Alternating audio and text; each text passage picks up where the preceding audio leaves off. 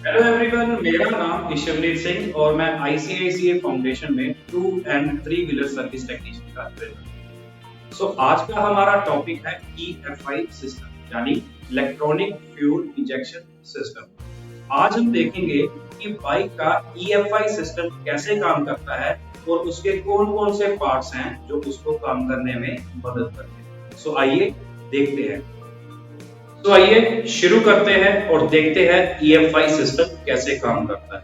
But उससे पहले हम ये जानेंगे कि ईएफआई की जरूरत क्यों पड़ी। उसके दो ही कारण हैं। पहला तो एमिशन नॉर्म्स और दूसरा कस्टमर रिक्वायरमेंट्स। सबसे पहले हम देखेंगे एमिशन नॉर्म्स।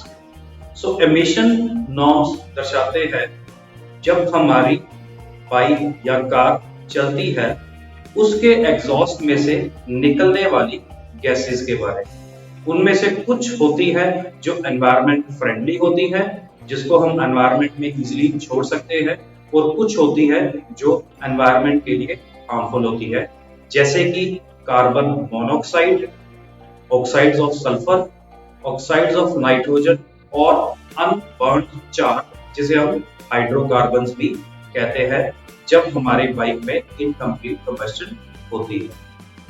इन हार्मफुल गैसेस की एमिशन को कम करने के लिए हर देश ने अपने अपने एमिशन स्टैंडर्ड्स बना रहे हैं, जैसे कि यूरोप में यूरो 1 और यूरो 2 के नाम से जाना जाता है, और उसी तरह इंडिया में, भारत में हम बीएस एमिशन स्टैंडर्ड्स के नाम से जानते हैं, जिन्हें हम भारत स्टेज एमिशन स्टैंडर्ड्स कहते हैं।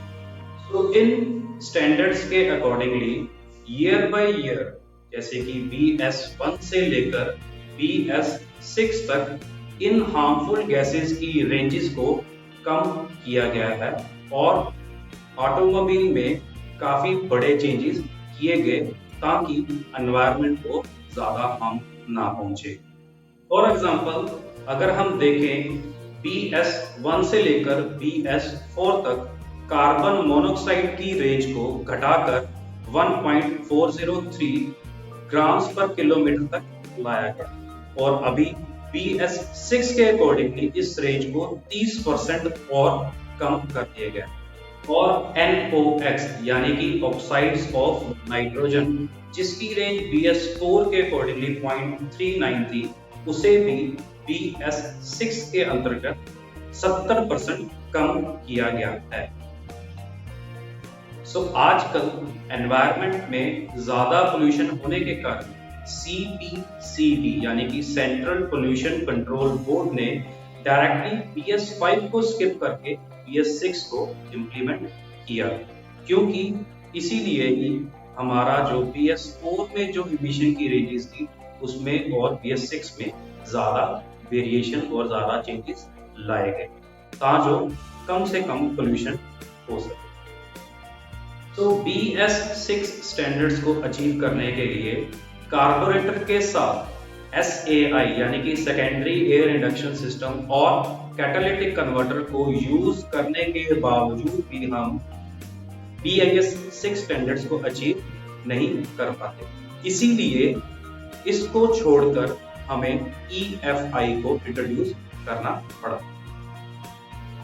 EFI को इंट्रोड्यूस करने का दूसरा कारण था कस्टमर रिक्वायरमेंट। पहले के मुकाबले आज के कस्टमर में काफी चेंज आया है। आज का कस्टमर चाहता है कि उसकी बाइक एक कार की तरह स्मूथली रन करे, उसके इंजन की आवाज कम हो, फास्ट एक बुलेट ट्रेन की तरह हो और फ्यूल एफिशिएंट भी हो। इन सभी रिक्वायरमेंट्स को पूरा कर पाना कार्बोरेटर के साथ पॉसिबल नहीं था, क्योंकि इन सभी को पूरा करने के लिए फ्यूल की सही मात्रा होना बहुत ज्यादा जरूरी है, जो कि सिर्फ और सिर्फ EFI ही कर सकता है। इसलिए EFI को इंट्रोड्यूस करना बहुत ज्यादा जरूरी था।